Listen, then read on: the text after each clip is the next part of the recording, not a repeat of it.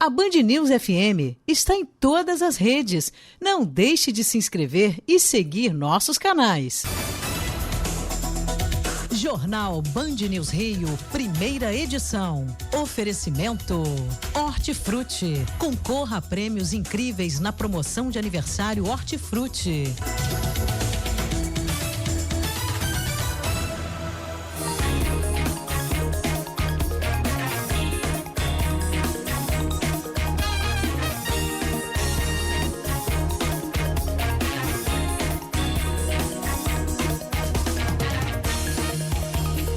Da matina, bom dia Rio de Janeiro, bom dia minha cidade querida, minha cidade amada de São Sebastião do Rio de Janeiro.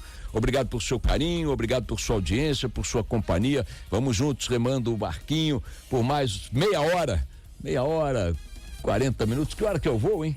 12:45. Então até pouco antes das 11 da matina, saio daqui correndo para o aeroporto de Congonhas, para Brasília, onde participarei do congresso da ABERT, Associação Brasileira de Rádio e Televisão, com um pequeno grupo de colegas de outras emissoras e da Band também, numa mesa de debates sobre jornalismo. Vai acontecer hoje às 5 horas da tarde em Brasília, razão pela qual tenho que encurtar a minha falação nesta manhã do dia 20, sei lá o quê, 22. Do mês, sei lá das quantas. Agosto. Bom dia, Rodolfo Schneider. Bom dia meu querido Michael Veríssimo. Bom dia, Tiago das Carrapetas, Letícia Curatone. Bom dia, Rio. Bom dia para todo mundo. Bom, vamos acelerar então o barquinho aqui, Rodolfo. Eu quero começar falando de eventos que ocorreram ontem à noite, anteontem, em Angra dos Reis. Vocês imaginem que este santuário de beleza, de natureza, de mar, de Mata Atlântica, de ilhas paradisíacas, tá virando uma sucursal do inferno. Por incrível que pareça, Angra dos Reis, uma população pequenininha, um município que sempre foi marcado pelo turismo, pela pesca, por uma atividade econômica relativamente pequena no campo portuário, tem o porto e tal. Mas enfim, um município que nunca chamou atenção por nada que não fosse positivo, um polo turístico importantíssimo, um presente da natureza para nós todos. Virou a segunda cidade do estado do Rio de Janeiro com o maior número de confrontos, troca de tiros entre bandidos, com bandidos, brigando com bandidos e policiais, eventualmente também enfrentando essa situação. Ou seja, num estado que tem zonas cronicamente complicadas, Baixada Fluminense, a própria capital e tal, nós temos num santuário como Angra dos Reis o segundo índice de confrontos com tiros de todo o estado do Rio de Janeiro. Essa anomalia vem se agravando. Ontem e anteontem a Rio Santos, vocês imaginem só, uma rodovia federal foi fechada nos dois sentidos devido à ação de traficantes em confrontos com bandidos rivais. Incendiaram ônibus, incendiaram carros, uma coisa de louco. O prefeito de Angra teria ido hoje, ou vai para Brasília hoje também, para pedir ajuda do governo federal, etc. E eu nesse episódio, quero só acrescentar um detalhe. O tamanho das comunidades de risco, ocupadas ou com presença de bandidos em Angra, se comparadas às comunidades com o mesmo tipo de problema no Rio de Janeiro, podem ser chamadas de pequenininhas. Não tem sentido que Angra se transforme num reduto de criminosos, tendo ela esta característica populacional de relativa baixa densidade e comunidades muito pequenas, repito, quando comparadas àquelas que nós conhecemos por aqui. Lembrando que este fenômeno vem dando sinais de agravamento já há alguns anos, tem sido objeto aqui de várias notícias, comentários, críticas e denúncias. Nós estamos sob um regime de intervenção, cuja pedra de toque, a questão central da intervenção anunciada pelos próprios interventores sempre foi a questão da inteligência. Eu não consigo entender como é que uma área estratégica como aquela, que tem uma baía que tem um porto, que tem atividade pesqueira ainda muito intensa, portanto muito barco para lá e para cá, que pode se tornar uma joia da coroa para os traficantes, para os bandidos, traficantes de armas e de drogas, pela quantidade de pontos de desembarque de produtos, mercadorias ilícitas, contrabando e tudo mais, no meio das duas maiores metrópoles do país, Rio e São Paulo, às margens de uma rodovia federal que liga essas duas metrópoles, e que não haja uma ação direcionada para aquela região com um aparato que obviamente pode ser muito menor do que aquelas ações que vemos nas grandes comunidades de risco no Rio de Janeiro.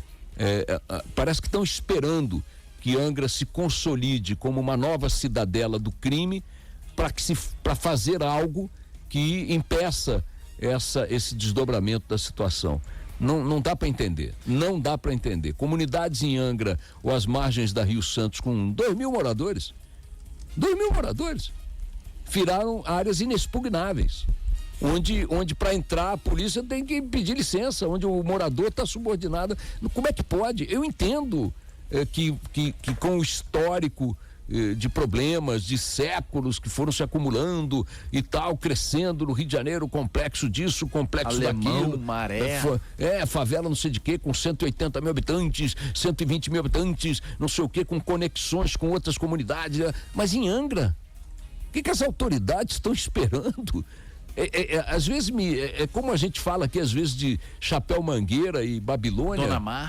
Dona Marta, comunidades pequenas. Essas não faz sentido que o padrão de risco seja o mesmo de outras onde a topografia, a densidade populacional, a posição geográfica e tal criam complicações para ações mais efetivas, preventivas que fossem ou repressivas que sejam. É incrível que Angra, com tantos hotéis, com tantas pousadas, com tantos iates e tudo mais, de clubes, né, de pesca, de turismo e tal, com uma atividade turística fundamental para a sobrevivência daquele município, e com Paraty ali do lado, comece a virar agora uma espécie de sucursal do Complexo do Alemão, da Maré, Rocinha, áreas que estão aí submetidas a uma rotina de tiroteios, crimes e mortes, e em relação às quais, repito, as ações são mais complicadas pelas características que já descrevi. O que está acontecendo com o núcleo de inteligência da intervenção, da Polícia Militar, da Polícia Civil? O que está faltando? Incrível. Dá detalhes aí, Rodolfo. Rio Santos, só para lembrar, né, que às vezes a gente esquece, é só rota de fuga para qualquer problema das usinas nucleares de Angra dos Reis. Com relação aos tiroteios, como você bem disse, Angra dos Reis, segundo onde tem tiroteio, o aplicativo ATT, vem em segundo no estado, está à frente de Niterói, de São Gonçalo, com comunidades muito maiores e municípios muito maiores. Baixada Fluminense, eles vêm em segundo de registro de tiroteios. Esses confrontos que aconteceram nos últimos dias entre traficantes pelo controle da região de Japuíba, esses confrontos resultaram aí em ônibus incendiados anteontem e ontem, além de um veículo também de um carro, porque os bandidos estão na guerra, eles incendiam para poder chamar a atenção da polícia, fechar Rio Santos e, consequentemente, atrair a polícia para ali para tentar controlar a situação, impedir a invasão dos rivais. Qual seria a lógica? Se você está sendo atacado, você bota fogo, para ali a situação, chama a polícia para lá para ver se controla a invasão do rival, né? A polícia chega no local para acalmar. Pra você ter uma ideia, em taxa de homicídio em Angra dos Reis, de janeiro a maio, tivemos em Angra 61 mortes esse ano de 2018 contra 43 no mesmo período do ano passado, um crescimento de mais de 40%. Temos hoje em Angra algo como uma morte, um homicídio, né, a cada 2 dias e meio. E isso vem aumentando mês a mês, ano a ano, mostrando o abandono naquela. Janeiro a maio, quantos homicídios? 61. O ano passado inteiro tivemos Não, o ano passado, no mesmo período, 43. Tá, a população de Angra, arredondando, viu aqui a Letícia Curatomi, segundo o IBGE, é de 170 mil habitantes. 170 mil habitantes, divide por 61 aí, divide por 100, por favor. 170. 170. Ué, 170. Dividido por 100 dá 170. 100, não, por 100 mil. Desculpe, 100 mil. Você tem menos de dois blocos de 100 mil. 1,7. Então você tem algo como 40 mortos, tá? 40 homicídios por 100 mil habitantes. Vê a taxa de homicídios por 100 mil habitantes aí, média do Brasil e do Rio de Janeiro. Taxa de homicídios, 100 mil habitantes, Brasil, Rio. Angra deve estar num patamar semelhante ao de estados do Nordeste, que são os líderes em taxa de homicídio por 100 mil habitantes. Qual é o sentido de um número desse, minha gente? O Rio fechou 2017 com 40 mortes para cada 100 mil habitantes. O Rio, estado inteiro. Quanto que você falou que é? O estado do Rio? O estado do Rio fechou 2017 com 40 por 100 mil. Quanto que tá Angra, que você falou? Se você tem 170 mil habitantes e tem... não, mas eu tô medindo por trimestre, né? Você me deu o número por trimestre. Eu te dei 61 Janeiro, fevereiro, março, abril, mais 5. Então vamos dobrar esse número, ok? Vamos botar aí para 130 mortes, tá certo? Por ano em Angra dos Reis, considerando esse período de janeiro, maio, projetando até dezembro, teríamos algo como 130 mortes. 130 mortes para 170 mil habitantes. Se fossem 200 mil habitantes, nós teríamos 65 mortes por 100 mil habitantes. 65 mortes por 100 mil habitantes. Como não são 200 mil, mas 170 mil, esse número vai aí para uns 75 homicídios por 100 mil habitantes. 75 homicídios por 100 mil habitantes é mais que o dobro da média brasileira, que é de 30 por 100 mil. E deve ser a pior do estado. Não, provavelmente. Mais que o dobro da média da capital. Do estado, da média estadual, né? Isso é estado ou Rio? Estado, a média estadual. O Rio tá com quanto que você viu? 40? 40 fechou 2017. O estado todo, ou seja, Angra tá puxando a média do estado muito para cima, né? Então, isso é um dado que eu não é um fenômeno maluco. Maluco. Se for a pior taxa de homicídio do Brasil, vou pedir a Letícia, Sergipe. Tem 64,7 homicídios por cada 100 mil habitantes. Sergipe, 64,7. Mantida esta média de Angra do período de janeiro-maio, Angra superará o Sergipe. Angra se tornará a maior... Vê o município, por favor. Qual é o município com maior taxa de homicídio do Brasil? Vê aí. Se bobear, Angra vai estar entre os 5 maiores, se não ficar entre os 3. É um negócio maluco. Eu estou tentando aqui, nossa equipe, um contato com o delegado. Conseguimos, Boechat. O Bruno de Laberti, que é o delegado de Angra dos Reis, já está na linha com a gente. Doutor Bruno, bom dia. Bom dia, Boechat. Doutor Bruno, obrigado por nos atender. Estamos aqui compartilhando com nossos ouvintes a nossa perplexidade, não deve ser diferente dos profissionais que lidam com isso, como o senhor e sua equipe, diante desse agravamento, né, que não vem de ontem, já é algo que vem sendo percebido há alguns poucos anos, né, da criminalidade na região de Angra dos Reis, no município de Angra dos Reis. Estamos vendo aqui, fazendo uma projeção estatística um pouco anárquica, não tem rigor científico, nem tem essa pretensão. Se considerarmos os homicídios em Angra entre janeiro e maio e projetarmos para o período do ano na mesma proporção, teremos algo como 130 homicídios por uma população de 170 mil habitantes. Isso daria uma taxa por 100 mil habitantes que colocaria Angra entre os municípios com maior taxa de homicídios do Brasil. Dispara. Eu queria saber, doutor Bruno, que análise o senhor faz desse fenômeno? Por que Angra se tornou, de repente, uma espécie de joia da coroa disputada pela bandidagem? Não era assim. Eu conheço Angra desde os tempos anteriores a Rio Santos. Isso aí era um santuário turístico de paz, de sossego, de natureza. O que está acontecendo? Por que a bandidagem agora está de olho em Angra dos Reis? A Angra tem uma posição logística muito privilegiada para o tráfico de drogas. Não só pela sua geografia, mas também pela proximidade com São Paulo e com algumas rodovias importantes, né? A partir de Angra, nós temos a Rio Santos e há uma ligação também bastante importante para o tráfico de drogas entre a Rio Santos e a Dutra, passando ali por Rio Claro, pelo bairro da Serra d'Água, em Angra. Logisticamente, para o tráfico, é um município bastante importante. Algumas investigações nossas demonstraram até que Angra, em determinado momento, se tornou uma espécie de entreposto do tráfico de maconha. Investigações da Polícia Civil, em conjunto com a Polícia Federal, demonstram isso. Muito da droga chega, entra no Brasil pelo Paraguai, passa pelo Mato Grosso, e vem por estradas federais até Angra, onde essa droga é distribuída. Então, essa logística torna o município um município importante para essa atividade de traficância, né? Agora, Sim, pois não. Doutor Bruno, o senhor fez referência à malha rodoviária, que é muito, muito boa, muito estratégica, e também a proximidade com os dois maiores mercados consumidores de produtos ilícitos, Rio e São Paulo.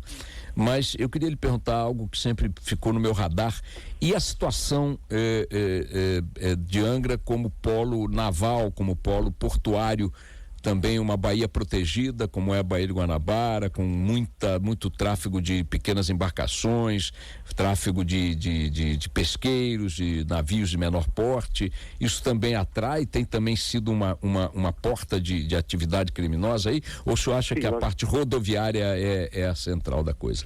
Nós podemos analisar essa questão sob duas perspectivas. Primeiro, naquilo que nós chamamos de economia do crime, né? Angra, por ter essa indústria naval muito intensa, há estaleiros aqui, ela atrai um grande número de trabalhadores que, em épocas de crise, ficam desempregados. Angra tem um grande número de desempregados por conta de diversas crises econômicas. Em época de bonança econômica, a cidade prospera. Sempre que há um período de crise, essa mão de obra é demitida em massa e isso gera um aumento do tráfico por diversos motivos. Seja por falta de perspectiva, seja pela angústia produzida.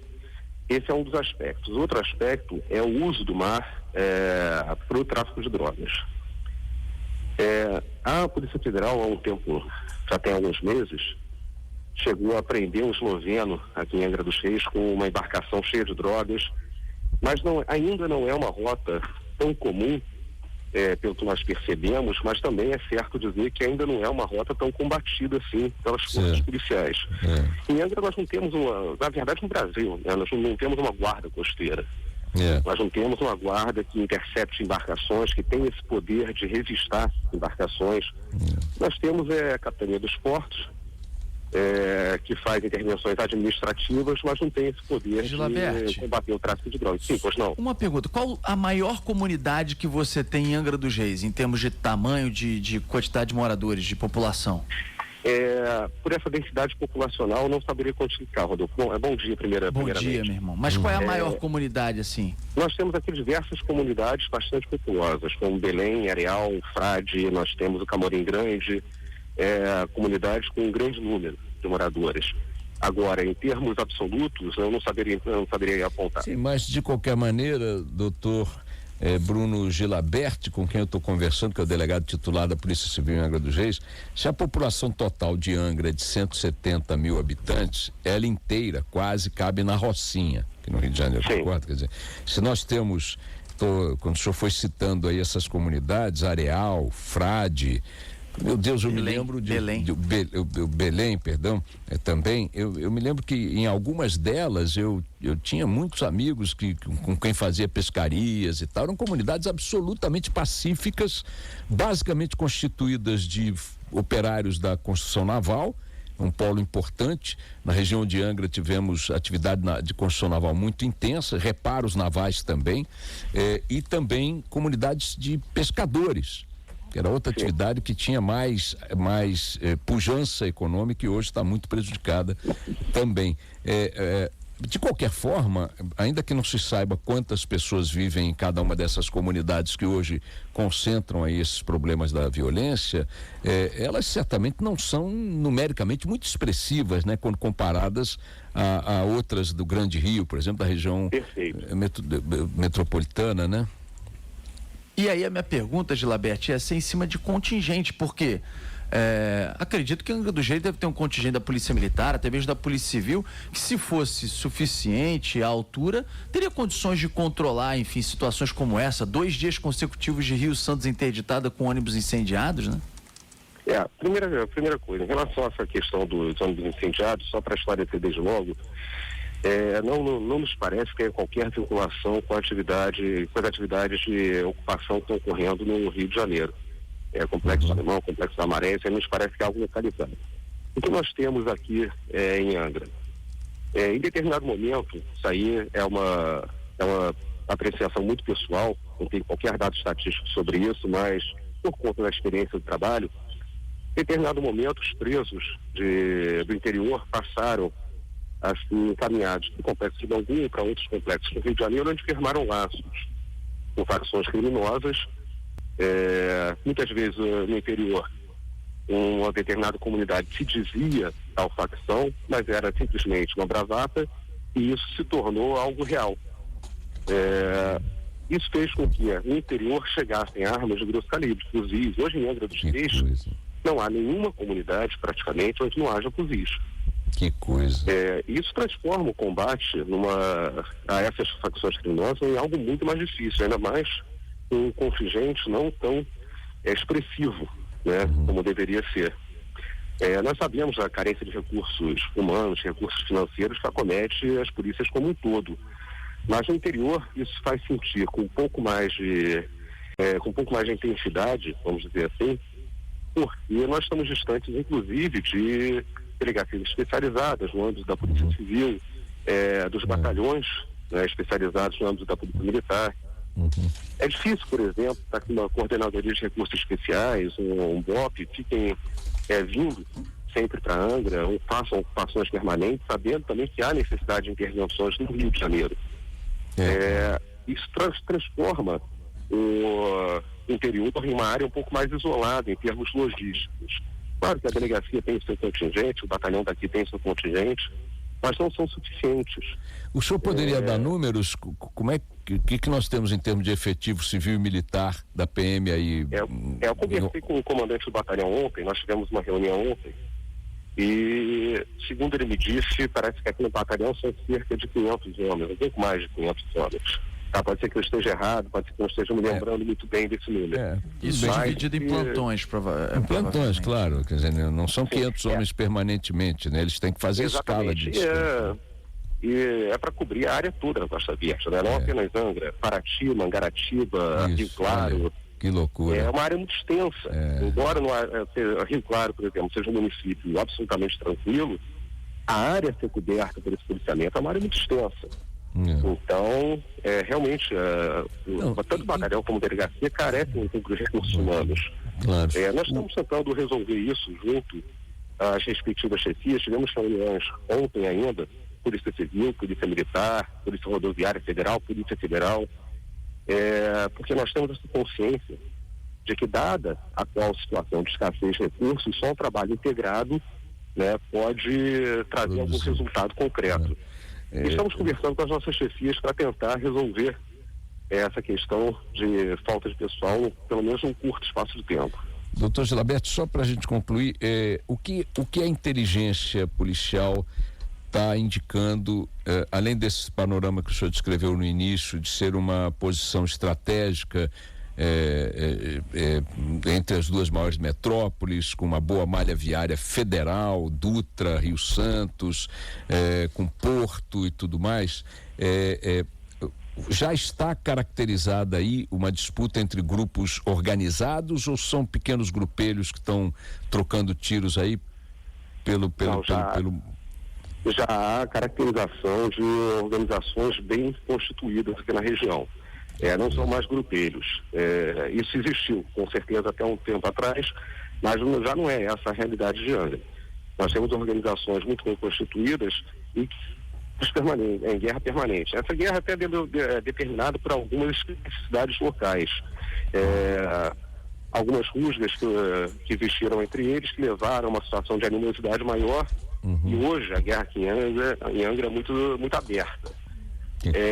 Há uma facção que vem se tornando hegemônica aqui na região, ela está sistematicamente tomando os territórios de outra facção, hoje bastante enfraquecida, mas que ainda assim é uma facção bem armada. A gente está falando que tem letalidade violenta, logo no início da nossa conversa, e se nós pegarmos as estatísticas, a quase totalidade dessas letalidades violentas são de integrantes das facções criminosas. Das próprias facções, inclusive até por conta de intervenção policial, né? Esse acirramento de confrontos é no fato de intervenções policiais letais. Claro. Bom, é isso, minha gente. Temos esse retrato preocupante, triste, da joia turística, da joia da natureza que é e sempre foi Angra dos Reis. O que a gente tem que torcer para que haja aí essa mobilização que o delegado Gilabert está preconizando, com a coordenação, uma articulação entre as autoridades. As forças de intervenção, doutor Gilabert, fizeram algum tipo de ação aí? Já temos aí quase um ano de intervenção, um pouco menos. 6 meses. 6 meses. Fizeram alguma coisa de maior envergadura na região? Não, ainda não, né? Sim, o secretário de Segurança teve aqui em determinado momento, conhecendo a realidade de Angra, e logo no início da intervenção houve uma grande operação na comunidade do Frade. Naquela ocasião houve presos, inclusive uma apreensão bastante relevante de maconha, que, como eu disse, Angra vem se tornando um entreposto de maconha, né? Mas desde então que nós temos recebido promessas de apoio logístico para quando houver uma operação de mais grande porte. E estamos por hora também, até conhecendo também as dificuldades que a própria intervenção tem por conta do Rio de Janeiro, tentando nos articular entre as forças de segurança aqui da região. Essa conversa que nós vamos mantendo com os nossos superiores, nós acreditamos que suportará um aspecto de resgate logístico, né? Pretendemos helicópteros blindados para intervenções um pouco mais drásticas, mas tem que ser sempre algo muito bem planejado. O nosso grande receio sempre é que uma ocupação de uma comunidade X ou Y sem um planejamento mais consistente gere letalidades entre inocentes, que é algo que por hora em Angra não acontece com tanta frequência. Então nosso receio também é proteger a população local, não só da intervenção dessas facções criminosas, mas da própria intervenção policial. Claro que sempre tem um risco elevado.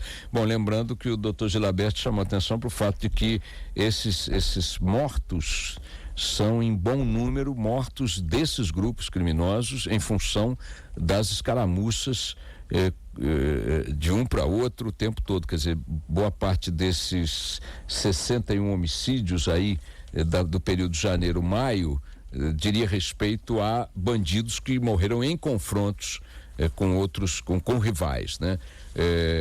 Doutor Bruno, quero agradecer aí a sua gentileza de nos atender, nossos votos de que o senhor possa receber aí junto com o comandante do batalhão da PM na região o apoio possível para fazer frente a esse agravamento da situação da segurança em Angra, para restabelecer nesse município, nessa região tão linda, tão querida por todos nós, a paz mínima necessária para que as pessoas possam trabalhar e viver.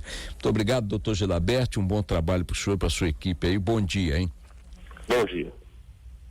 Tudo bem, minha gente, é isso. Olha, eu quero, antes de me despedir de vocês, como eu disse, vou ter que sair um pouco antes hoje, voltar a tratar do assunto de ontem, da morte daquela costureira vítima de um tiro de fuzil disparado por um policial militar durante uma abordagem, perseguição ao carro em que ela e o marido seguiam em Duque de Caxias. Isso, a Vânia Tibúrcio, 36 anos, com o marido Carlos Alberto no carro.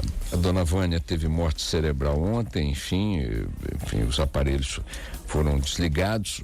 O Carlos Alberto deu entrevistas, testemunhas se pronunciaram, algumas até com vídeos feitos na hora, com reações muito espontâneas, portanto verdadeiras, de pessoas que presenciaram o evento. E eu quero primeiro lamentar muito que qualquer debate ou análise que se faça sobre o fato provoque reações muito malucas. Muitas pessoas me escreveram Você está jogando a população contra a polícia, não sei o quê, e gritando o nome de candidatos ao Planalto, como se o cara chegasse com uma varinha de condão em Brasília e resolvesse coisas como essas. E eu respondo as mensagens, mas que sentido tem isso que você está falando? Qual é a lógica e tal?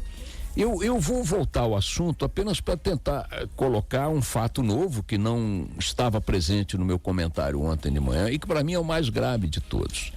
Primeiro, reafirmar aqui, porque recebi críticas de todos os lados com posições opostas. Notem que o comentário foi um só, tá certo?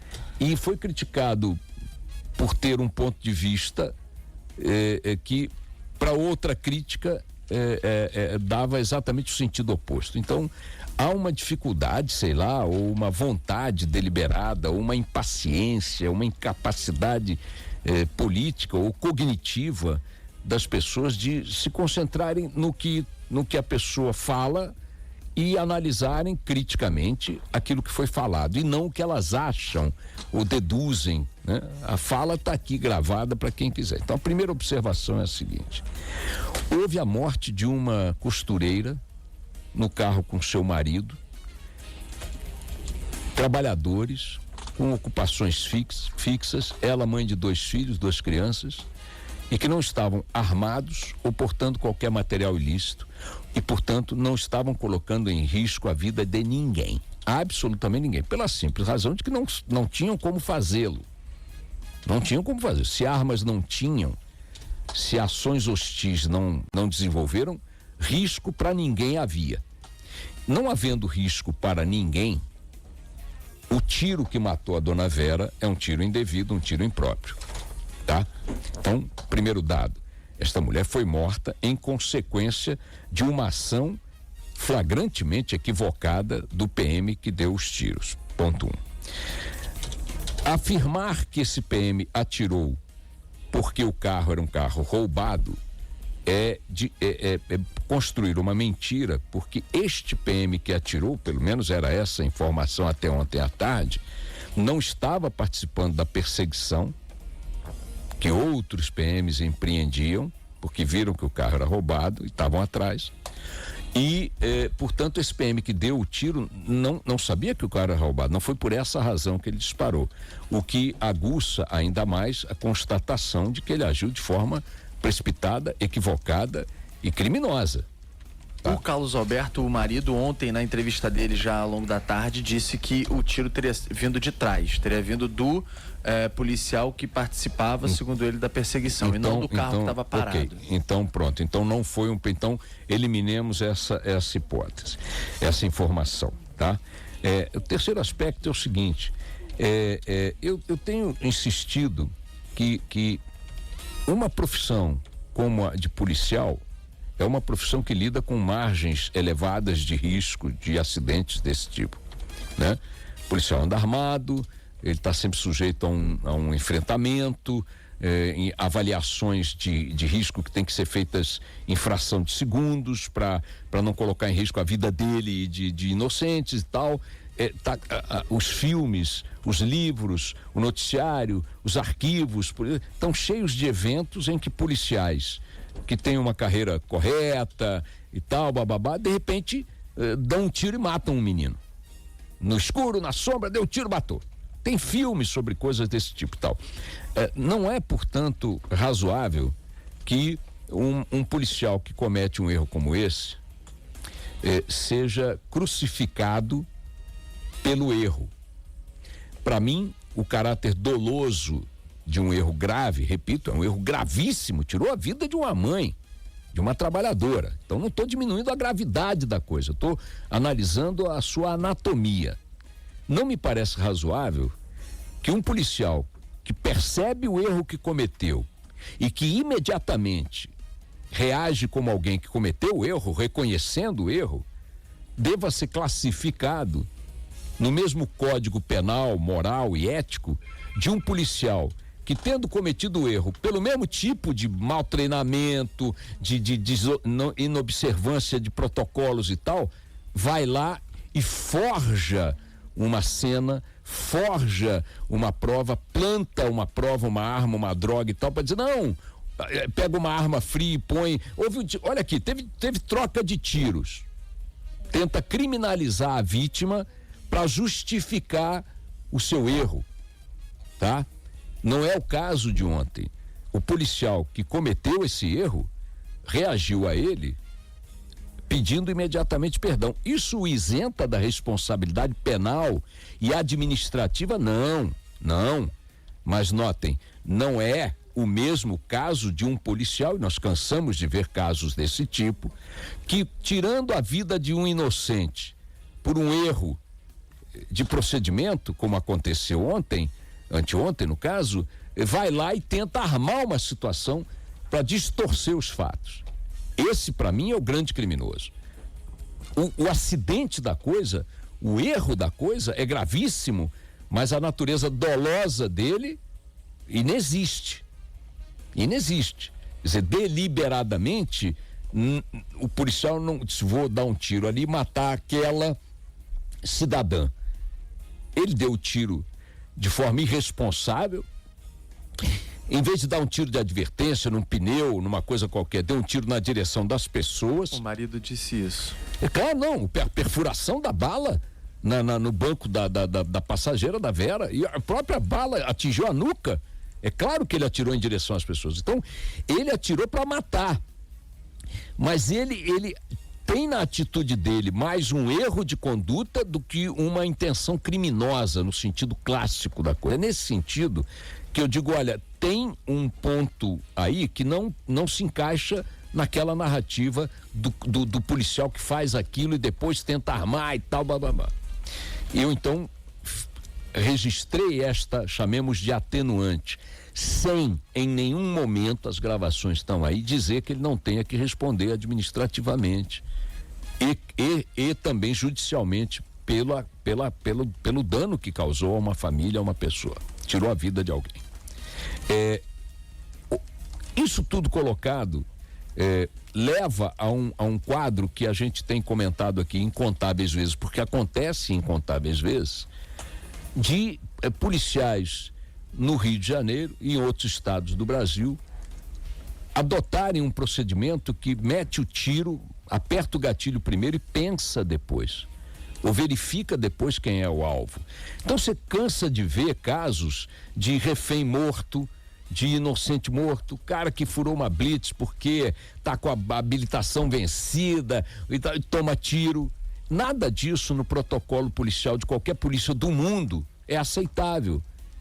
Fico aqui repetindo, feito um chato todo dia, como é que ocorre perseguição? As viaturas vão atrás, interceptam e tal. Não tem negócio de sair dando tiro, a não ser que o fugitivo também esteja disparando contra a polícia. Aí ela tem que, avaliando as circunstâncias, reagir. Tem que matar o bandido que estiver tentando matar o policial, isso é indiscutível. Agora, se de dentro do carro perseguido não está saindo nenhum tiro, não faz sentido encher o carro de bala, porque lá dentro pode estar um refém. Lá dentro pode estar o motorista, dono do carro, que foi sequestrado pelo bandido e mandou ele tocar o barco. Então tem um protocolo, a polícia é treinada para agir dessa forma, cautelar, porque ela sabe que uma vez cruzando a linha da cautela, a consequência é terrível, como foi.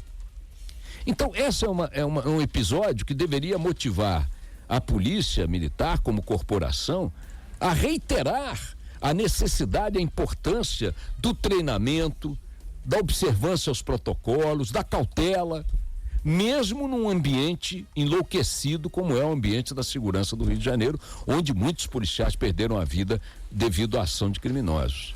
Nesse ambiente maluco que nós estamos vivendo, ainda assim, é preciso que a polícia tenha essa consciência à flor da pele. É preciso que a corporação valorize estes protocolos. É importante que a corporação utilize episódios como esse para dizer, olha, esse procedimento está sendo verificado, não é o procedimento adequado, não houve, evidentemente, o PM não queria matar aquela pessoa, aquela cidadã, mas a forma como ele agiu acabou resultando nisso, ele vai responder administrativamente, vai ter que responder aos procedimentos legais e arcar com as consequências e tal, mas o que fez a PM ontem? A PM ontem na frieza do gabinete, na sua assessoria de imprensa, e certamente por orientação de oficiais superiores, eu não sei se o comandante geral ou quem, produziu uma nota que para mim é mais criminosa do que o evento em si. Porque no evento em si você pode dizer que estava no calor, o cara achou que era isso e tal, e dentro do despreparo, da inobservância dos problemas, meteu o tiro, mas você tem um contexto. Agora, o cara que senta numa máquina, num computador e faz a nota que o comando da PM divulgou ontem, esse está agindo de uma maneira fria, calculada, a favor de uma prática policial que só tem produzido barbaridades. Porque isso não é um protocolo aceitável. Aí a assessoria de imprensa da Polícia Militar do Rio de Janeiro faz uma nota em que justifica o tiro dado na Dona Vera. Cria Vânia. Dona Vânia, desculpe. Produz uma narrativa ali, um relato. O carro estava em fuga, tentou atropelar, que não coincide com o relato de ninguém que ela tentou atropelar. O cara não era um fugitivo no sentido, ele nem estava fugindo, ele não estava fugindo, ele estava sendo perseguido, mas não estava fugindo. É mentira que ele não tem obedecido a ordem de parar. Ele disse que assim que ele ouviu a sirene, ele encostou. A nota da PM diz que o carro conduzido constava como roubado e possivelmente por esse fato, diz a nota, não obedeceu a ordem de parar e tentou fugir da equipe, diz a nota. Ainda diz a nota que o carro quase atropelou um dos policiais, porque estava ligado engrenado, a nota diz isso, induzindo a guarnição a achar que se tratava de uma tentativa de bloqueio e tal, de fuga. Então eu acho o seguinte, a nota poderia ser uma nota que preservasse em alguma medida, enfim, o que fez a equipe de policiais, né? Relativizando o que fosse preciso. Agora, precisava afirmar que não é dessa forma que se age. Precisava afirmar que os protocolos têm que ser valorizados. Precisava afirmar que as consequências advirão desse ato, porque não pode ser diferente. E pode até parecer detalhe, Boechat, sequer lamenta e se solidariza com a família. Não, nada. Olha, um desastre. Eu queria que o general Braga Neto, que é um oficial respeitado do Exército Brasileiro, como interventor e, portanto, como comandante supremo da Polícia Militar do Rio de Janeiro hoje, durante a intervenção, fizesse algum pronunciamento, porque não tem cabimento, cara. Não tem cabimento que a Polícia Militar faça uma nota como essa. É uma irresponsabilidade absoluta. Isso é uma carta branca para qualquer policial que achar que tem que meter o dedo. Não pode. Mas eles estão sob pressão. Eu sei, mas não pode. Mas o carro estava constando como roubado. Também podia não ter pode. Um refém. Não dentro. pode. Não é assim. Podia ser um cara que roubou um carro, mas estava com uma criança dentro. Rodolfo, agora, supondo que fosse um cara que roubou um carro e que não tivesse com uma criança dentro, ok? Eles não sabem, porque não sabem quem está dentro do carro. Segundo, se o cara não estava armado, porque não estava, nem a mulher, porque também não estava, ameaça aos PMs ele não ofereceu. Terceiro, induzindo a crer que era uma tentativa de atropelamento, isso é ridículo, as testemunhas sustentam que isso não existiu. E não faz nenhum sentido imaginar que o Carlos Alberto com a mulher resolvesse se transformar num assassino de policiais por causa de uma situação documental do veículo. Então eu acho que, a despeito de, fiz isso ontem aqui, estranhei que, olha, foi uma imprudência ficar de abril até agora sem lá dar baixa no registro de roubo do veículo. É uma imprudência, claro que é. Assim como é uma imprudência ter que fazer isso com o próprio veículo na rua, indo para sei lá onde para poder fazer a baixa. Como? Se o veículo está registrado como roubado, como é que eu vou circular da minha casa até a delegacia? E se um PM me abordar? Dá no que dá. Então eu não estou isentando aqui a responsabilidade do Carlos Alberto nesse aspecto, mas supondo que ele tivesse feito isso de propósito, sem nenhuma razão, que quis fazer, isso não condena ninguém à morte. A única coisa que pode justificar o tiro no policial é a evidência de que ele está sob ameaça, evidência, hein?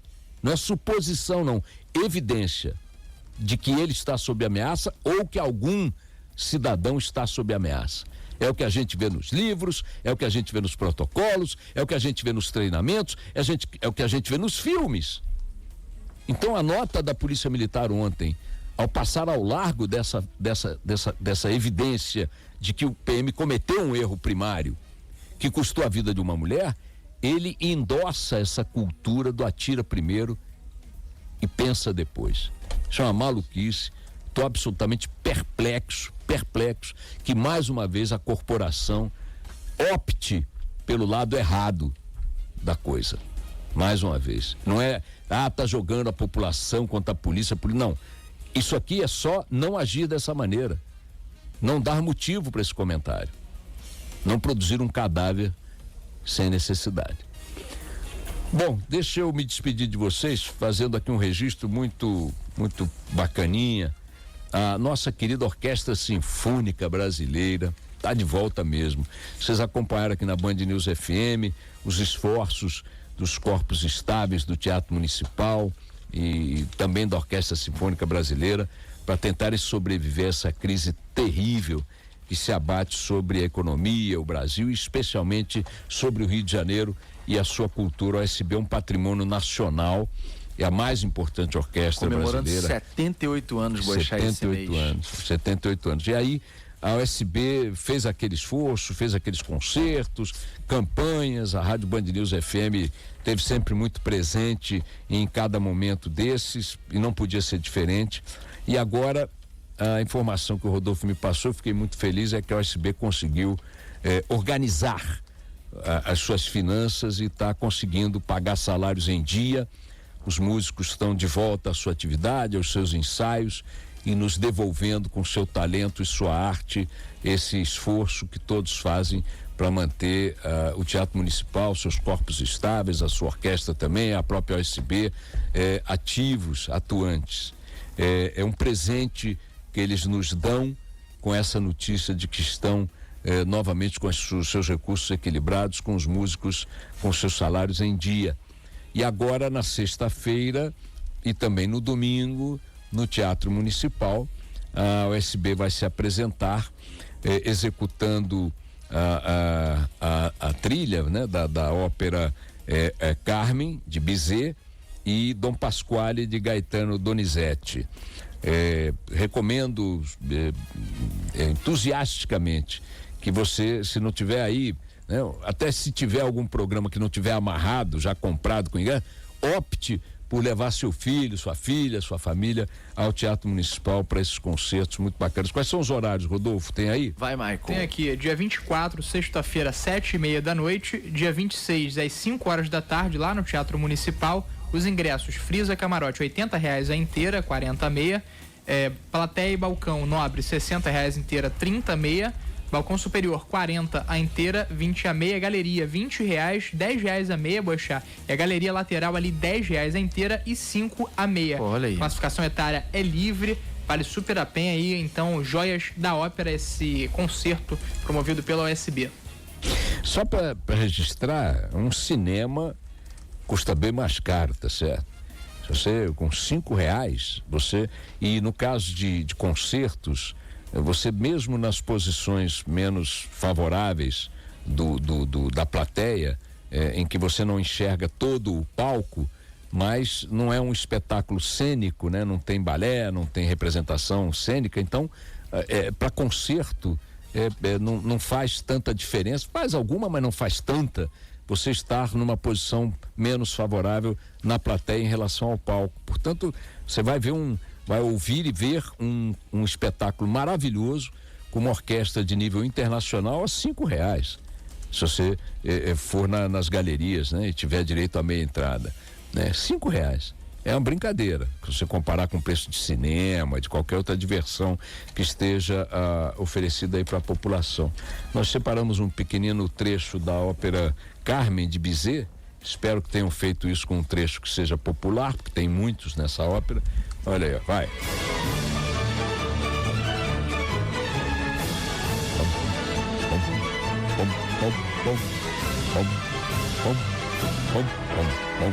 Olha aí que maravilha. Olha aí. Muito bacana. Então é isso aí, minha gente. O SB, parabéns. Na sexta-feira, que hora sexta-feira? 7h30. 7h30. No domingo. 5 horas da tarde. 5 da tarde, entendeu? Ingressos baratinhos, hein, minha gente? Olha aí. Viva o SB, viva o Rio de Janeiro, viva tu, viva o rabo do tatu. Eu volto amanhã às 7h30 da matina. Até lá, minha gente.